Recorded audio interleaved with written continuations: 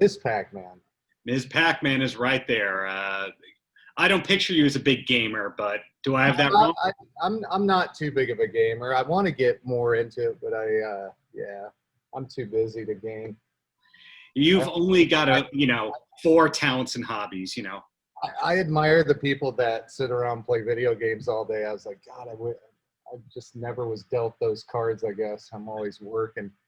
So. Save it for retirement. I did things the opposite way. Like I made it in music, and then I created a day job for myself, which was fucking stupid, And that is actually something I want to ask you about a little later after you get the housekeeping out of the way, because less than 12 months ago, you were promoting Christmas in Hell. This is a more optimistic side of the Christmas spectrum. When did you decide that you were going to do a new Christmas project of your own? Well, it's not a Christmas project. It's just I just released a Christmas single is all, called The Christmas Storm. And I have a brand new project, solo project on Universal. And, I'm really excited about it. My goal was to kind of fuse the world of, big rock guitars into the EDM platform. And I've had a lot of fun as a songwriter, producer. On paper, it sounds easy. And when you get in there and really understand that, wow, I kind of get why there's not a lot of guitar in EDM, because it sits in the same frequency as the synths, So, really trying to figure out a creative, unique way how to reapproach the guitar to make it sound more like a synth, or, with kill switching or whatever, and just blending the two instruments in a just a strategic way to make it all sit properly in the track, But yeah, so I just released a Christmas song called A Christmas Storm, and we tied it to Toys for Tots National, and yeah, that's where we're at. Well, I'm calling it a project. You say it's a single. I'm saying it's a project, because to get a bunch of songs into that medley style, comprehensive music video that has choreography, costumes, I assume is filmed where you are right now?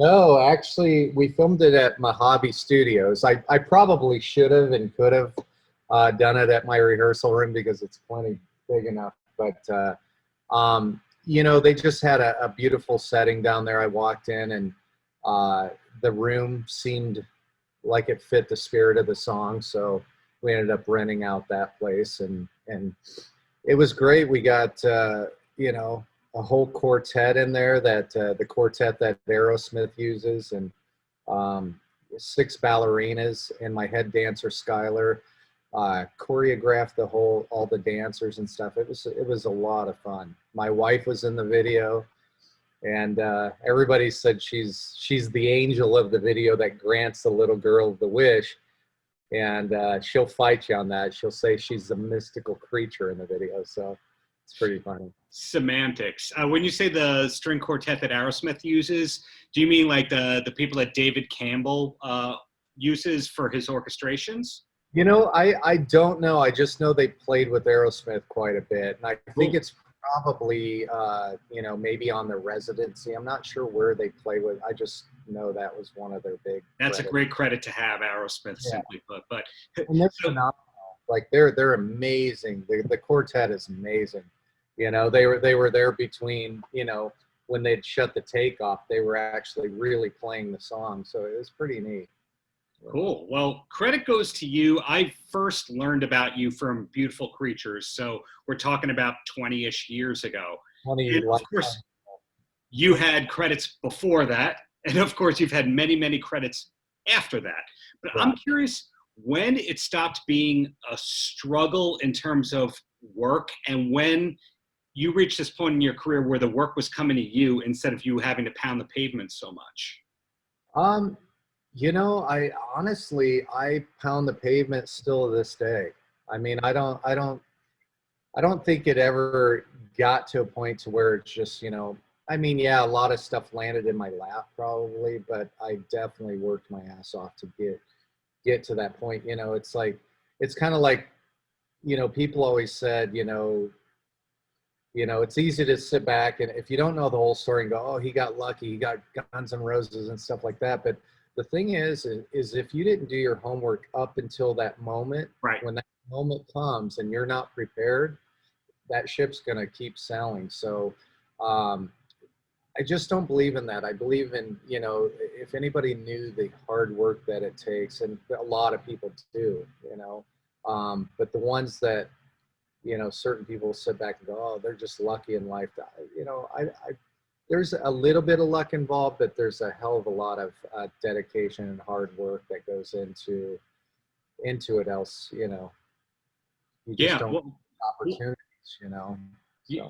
You're not the first former member of Guns N' Roses I spoke with, so I'm aware of the inner workings without saying anything too much there. But what I'm getting at is, like, was it 2005 or 2006 that things got a little easier for you? Yeah, you know, I remember when we were first starting the 6 a.m. album, and me and Sixx we were always constantly together. So we'd be I remember I was sitting in his car one day, and I go, how do you know?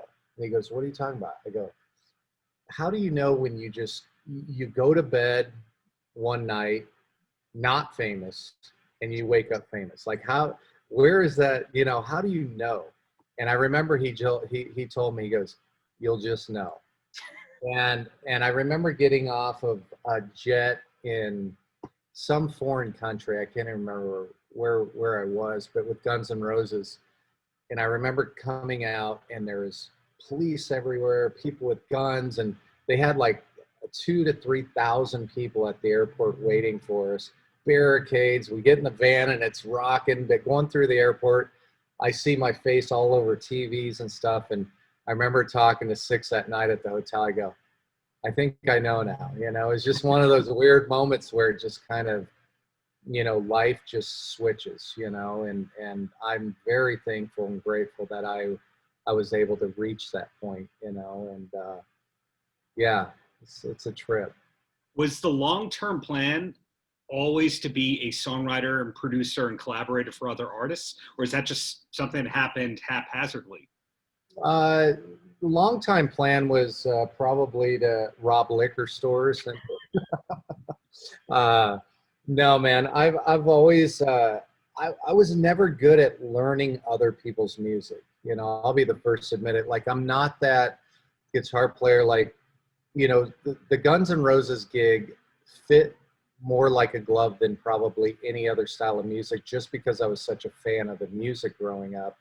And so Slash's style, you know, that very bluesy pentatonic style, you know, really fit me, you know, and I felt like I could bring something to the table and do whatever I could to at least do that justice, you know. But yeah, you know, learning other people's songs, I've never actually had a big desire to do it. I've always just, since I was young, just always tried to write my own stuff.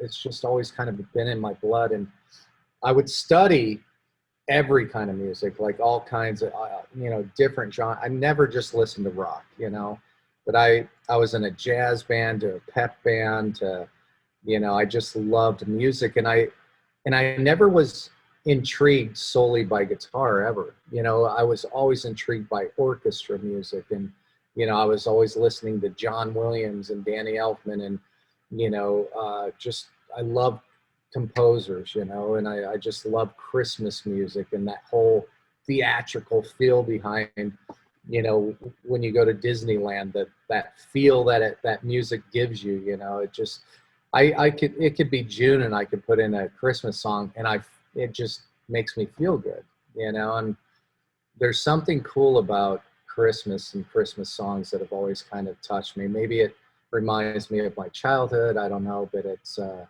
I was really happy to kind of tap into you know, a single, to be able to put out a single. And it was actually Tony from the label's idea, and it was a last minute thing that I had to throw together. I had like a month to get the song, you know, record the song, figure it out, and shoot a video and mix it, master it. And it was a lot of work.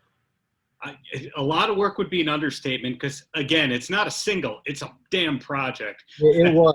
It was definitely a project to get that song done, for sure, the way I envisioned it. And Castor Troy did the video, and the video couldn't have turned out. It honestly, I was on set and I was like, I see it this way. And I set up the Christmas tree and I was like, set the little girl there. I saw it as plain as day in my head, and he just nailed really what was in my head. And I love working with him because of that. And, I have a great team of people around me though. I have, JP on the track, helps me in the studio. And then I got my assistant engineer, Robert Guzman, and Luca, who's just a world famous mixer and master guy. So I got a really small, tight knit family around me, but I'm very fortunate to have good people. Awesome assistant, Paige. There's Paige. You mentioned before, though, that you have great memories associated with Christmas. Was it the kind of thing where you got your first guitar as a Christmas present? I got my first BB gun at Christmas and shot out the gas station window and almost got arrested, but I was too young, so I got off.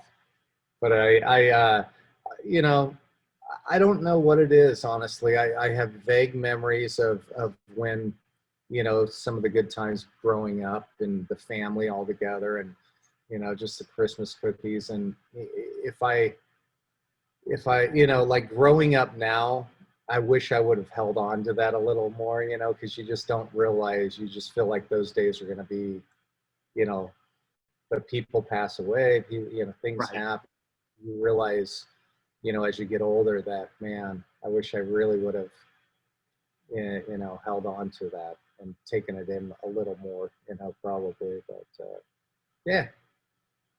Well, on a brighter note, because I'm going to just keep throwing compliments your way, I look at where you are in your career, which is that this is a successful guy that steadily works on a mix of projects, whether or not we know that it's you behind them. Yeah.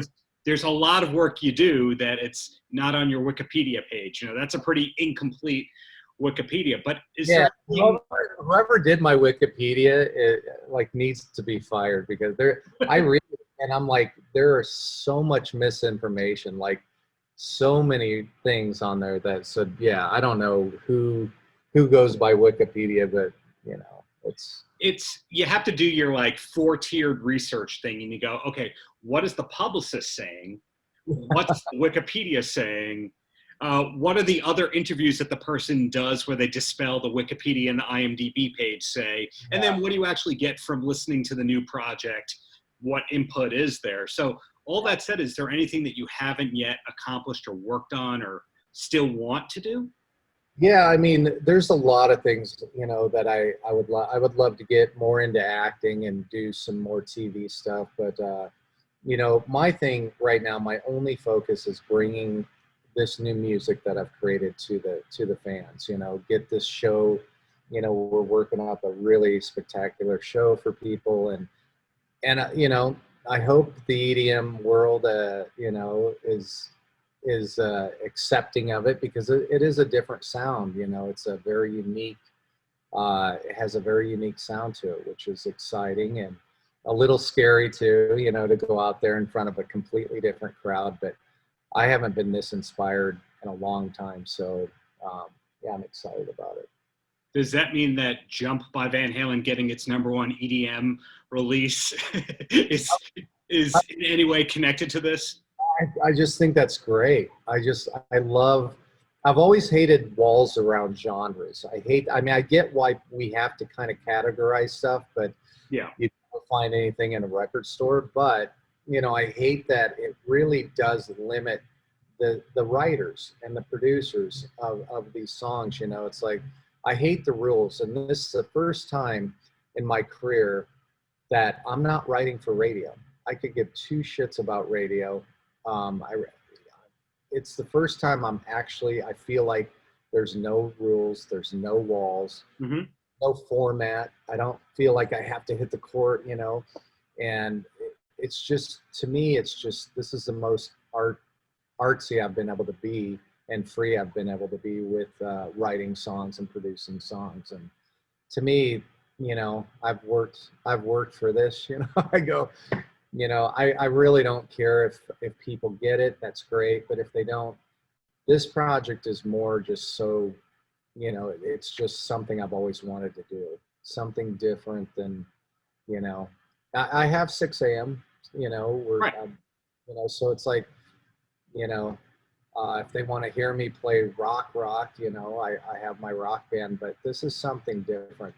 I'm trying to kind of break some rules and break down some barriers and kind of merge a few different genres together and see what happens, you know. Do you yourself dance? I ask that not like to be a jackass with that question, but you'll find that some EDM oriented people hate dancing. I suck at dancing. If I have a guitar and a bottle of Jaeger, I can dance okay. But no, my wife actually, she's a great dancer. She's Colombian. She just has it. But she actually hired a dance instructor to the house one day. And I had 3 lessons and I made it through like a half of one. And I said, don't ever bring that motherfucker back here ever again, because it's just, and yeah, it's horrible. You know, it is what it is. It is what it is. You got time for 3 more questions and then you're a free man? I'm good. Okay, the first question is a stupid thing, but I've never heard this addressed before. You weren't the only Darren in Guns N' Roses at one given point in time. Is that something that was ever discussed amongst Guns N' Roses? That was, for a while, the most popular name in Guns N' Roses? That was never discussed. That was never discussed. And in fact, most people don't even know my real name. So it's like one of those things where when I was a young kid, my mom remarried, and she remarried a guy with a kid already named Darren. So I immediately was called DJ, you know. So my whole life since I was really little, nobody's ever called me Darren. So when they do, it's like I don't even respond. It's weird. But yeah, no, nobody's ever brought it up really.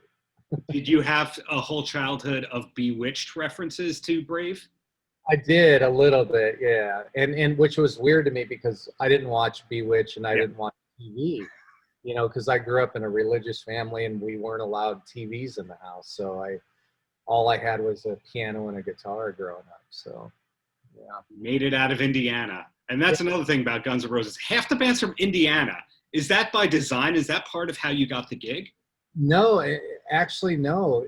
Yeah, me, Izzy, and Axl are all from Indiana, and it's like, but no, not at all. I never knew them back home. Sharon Osbourne originally introduced me, walked me over into the studio, and Beautiful Creatures was in one studio, and Guns was doing Chinese Democracy in another studio. Wow. And Sharon Osbourne is best friends with Gloria Butler, who's Geezer's Butler's wife, and she was our manager.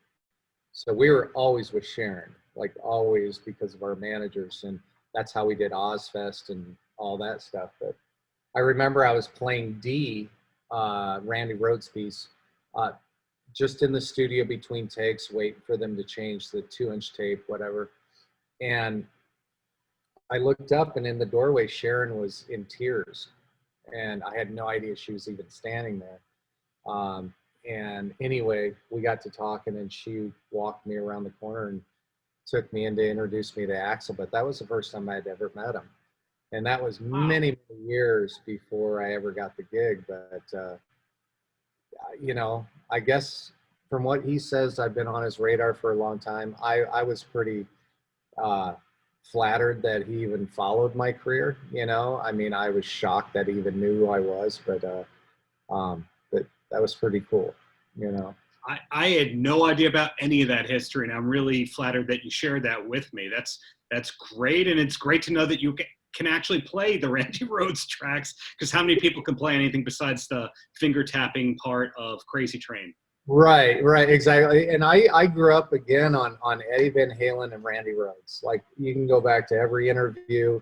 And Scotty Moore, I loved Elvis because my mom, that was one little bit of rock and roll I was allowed to listen to. All the others I had to sneak, you know. My older brother gave me his big box of Kiss posters, and I literally had to hide them behind the furnace so my mom and my dad didn't know about it. And then they found him, and I got whipped by a belt, and they threw him out. And it was kind of neat because when I had left home many years later, my first real tour with Beautiful Creatures was opening up for Kiss. And Right. I got called back home and go, remember those posters you threw out? Yeah, I'm on tour with those guys. So it felt kind of good. So. Wow. Everything comes full circle. Aside from all the music and all that, do you have a TV recommendation that you could pass along to people who are looking for a new show? God, again, what's a good show? I'm trying to think what I. Page Knows. I mean, honestly, I watch a lot of ID Go. I don't know. I'm not really a big TV watcher. Again, I grew up without a TV, so I don't. I just kind of put in a movie here and there when I get some free time. But I'm not that guy that gets sucked into TV shows too much, because there's two things I think are a waste of time. It's sleeping and eating. I hate going to bed, and I hate eating because I just feel like it's a big waste of time. I am such a workaholic. All I do is work. And, so for me I'll always have TV on in the background, but I'm never watching. I'm always on the computer designing clothing or, writing a new song or whatever I'm doing. I'm always busy. Or I love to fix shit around the house. So I'm like Bob Vila. So you're a doer. That's the vibe that I get. You don't like to watch other people do stuff. Never. Like, any of my friends that come over, the one thing they're always like, if you didn't know you were in all these big bands, you would never know you're a musician, because, outside of my guitar, like hundreds of guitars throughout my house, but I never really talk about music or any of that stuff, because I never talk about or focus on the past things I've done, which my sister is always like, you got to stop. And, because I get really down on myself if I don't achieve certain things, and I set high goals. And wow. And I'm always pushing myself as hard as I can. But, I don't know. It's one of those things where every day, I just want to get that much closer to my next goal before I hit the bed at night. So. And are all these goals written down somewhere on some vision board? No, it's just something, I live, eat, and breathe. I'm always working about two to 3 years ahead. So I'm constantly designing clothing that's not going to come out till, and writing stuff and working on concerts that won't, people won't be able to enjoy for another probably who knows how long. But, I just love to work. I love to, again, I'm nothing more. I think if I have to sit too long, then the demons in my head, I got to listen to them. So I think I'm constantly just keep busy in that way. I get where you're coming from, man. Well, in closing, DJ, any last words for the kids? Just thank you, man. Tune in to my Spotify, Apple Music, download my new songs, stream them, and go to my new video, Christmas Storm. And if you can, donate, even $1. It helps.